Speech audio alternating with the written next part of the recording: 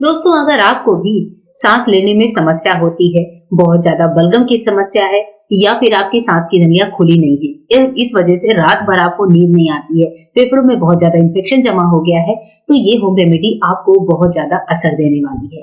तो चलिए दोस्तों, आज की वीडियो शुरू करते हैं। सबसे पहली चीज हम ले रहे हैं यहाँ पर दालचीनी। दालचीनी अपने एंटी इंफ्लेमेटरी गुणों और एंटी माइक्रोबियल गुणों के कारण फायदेमंद होती है। ये श्वसन मार्ग की सूजन को कम करती है, बलगम को बाहर निकालती है और फेफड़ों को आराम देती है। इसलिए हम यहाँ पर दालचीनी का इस्तेमाल करेंगे। तो 1 इंच का छोटा सा टुकड़ा हमने प्लेट में दालचीनी रख दी है। अब यहाँ पर कुछ और चीजें रखी हुई हैं जिनके बारे में मैं आपको वीडियो में बताऊंगी, लेकिन उससे पहले जान लेते हैं कि जो दूसरी चीज है वो है छोटी इलायची। 2 छोटी इलायची लेंगे। इस छोटी इलायची को इस तरीके से खोल लेंगे। छोटी इलायची में सूजन कम करने के गुण होते हैं, जो कि हमारी सांस की नली का सूजन कम करते हैं। इसके अलावा अगर आपको बहुत ज्यादा कफ बन रहा है, बलगम बन रही है, तो ये उसमें भी राहत देते हैं। ये हमारे फेफड़ों की कार्य क्षमता को बढ़ाते हैं, जिससे हमारे सांस लेने की जो कैपेसिटी है उसमें सुधार आता है और हमारी इम्यूनिटी को भी बढ़ाते हैं। इसके बाद से हम यहाँ पर एक चीज और ऐड करेंगे, वो है सौंफ। जो मसाले वाली हरी सौंफ होती है वो हम 1 टीस्पून लेंगे। सौंफ जो होती है वो हमारी सांस की नलियों को खोलती है, सांस लेना आसान बनाती है, कफ बनने की जो समस्या है उसमें सुधार करती है। इसमें भी बहुत सारे एंटी इंफ्लेमेटरी और एंटीबायोटिक गुण होते हैं, शरीर से संक्रमण को खत्म करती है। चलिए अब बात करते हैं अपने उन 2 रखे पत्तों के बारे में, जो कि प्लेट में आपको पहले से दिख रहे हैं।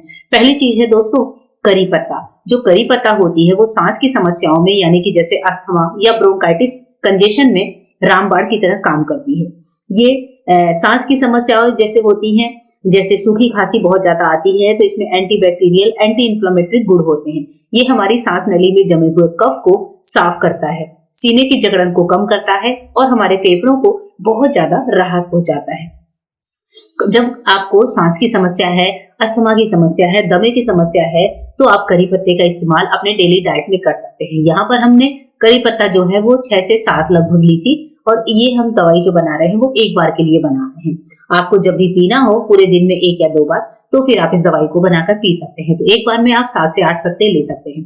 दूसरी चीज जो आपको दिख रही थी दोस्तों, वो है तुलसी के पत्ते। तुलसी जो होती है वो रामबाण औषधि होती है इस तरह की बीमारियों में।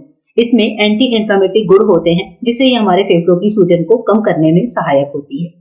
इसके अलावा तुलसी की समस्या जो होती है, मतलब तुलसी जो होती है वो सारी समस्याओं पे रामबाण तरीके से काम करती है। जो इसका काढ़ा होता है या फिर जो इसका रस होता है, फेफड़ों से बलगम बाहर निकालने का काम करता है, छाती की जकड़न से आराम देता है।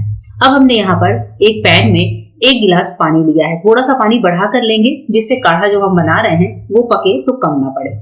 अब इसके बाद से इस पैन को गैस पर रखिए, पानी में हल्का सा उबाल आने देते हैं।